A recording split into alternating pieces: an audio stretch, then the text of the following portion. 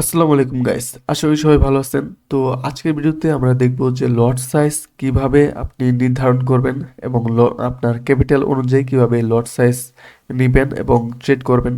আজকে হচ্ছে আমি একটা লাইভ ট্রেড করি এবং আমাদের এন্ট্রি এখানে থাকে এবং এসএল এদিক কোথাও থাকে এবং 1:2 হচ্ছে আমরা রিস্ক টু রেওয়ার্ড রাখি। এবং অনেকে আমাকে জিজ্ঞাসা করে, ভাই এতটুকু মুভস যখন আসছে মার্কেটে আপনার কত প্রফিট হয়েছে বা আমরা কত প্রফিট করতে পারবো বা স্টপ লস কত হবে। সো নানান ধরনের কনফিউশন থাকে। সো আজকে এই কনফিউশনগুলো দূর করে দেব এবং এটার একমাত্র উপায় হচ্ছে লট সাইজ। আপনি কতটুকু রিস্ক নিচ্ছেন এবং আপনার কতটুকু প্রফিট হবে সেটা সেটা নির্ধারণ করবে আপনার লট সাইজের উপর। আপনার সাইজ যত বড় হবে লটের এবং তত হচ্ছে আপনার বড় প্রফিট হবে এবং লট সাইজ যত ছোট হবে আপনার তত কম প্রফিট হবে। যেমন এখানে দেখতে পাচ্ছেন যে মাইক্রো লট 0.01 লট এবং এটার এসএল যখন হচ্ছে প্রত্যেক 10 পিপসে মাত্র $1 লস বা প্রফিট হচ্ছে। এখানে দেখতে পাচ্ছেন যে স্টপ লস হচ্ছে $10, তার মানে এখানে হচ্ছে 100 পিপস মুভমেন্ট আছে। মানে হচ্ছে এখানে যদি আমাদের এন্ট্রি থাকে হচ্ছে 93, তাহলে 83 হবে এখানে এসএল।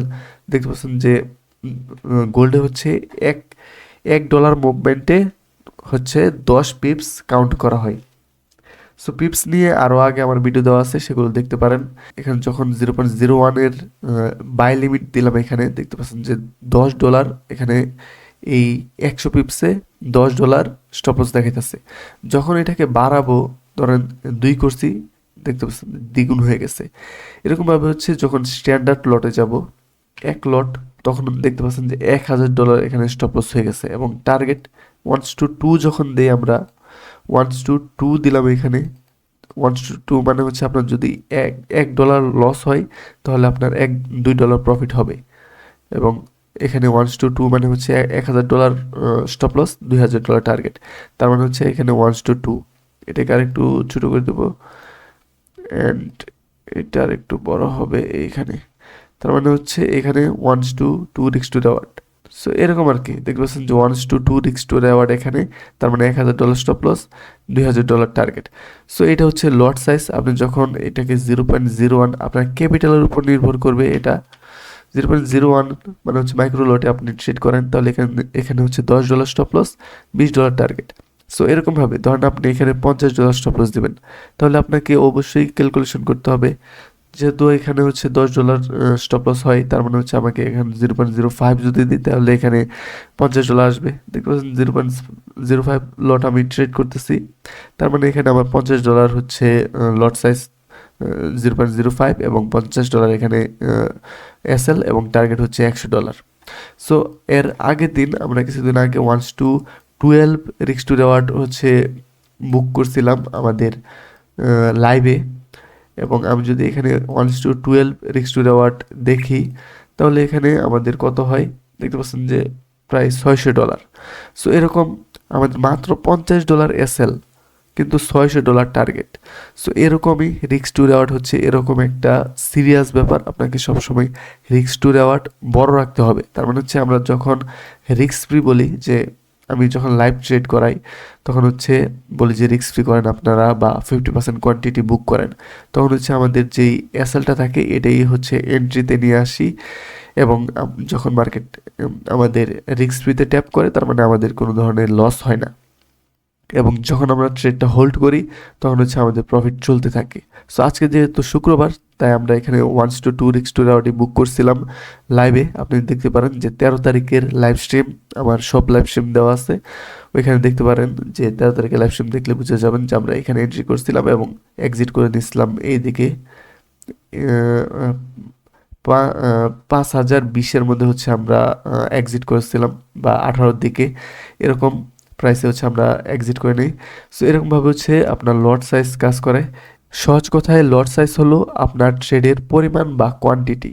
আপনি যখন দোকানে গিয়ে চাল কেনেন তখন যেমন বলেন যে 5 কেজি চাল দিন, ফরেক্সে আমরা বলি এত লট সাইজ কারেন্সি দিন বা এত লট সাইজের গোল্ড দিন। সো এটা হচ্ছে মানে কোয়ান্টিটিকেই আমরা লট সাইজ বলি।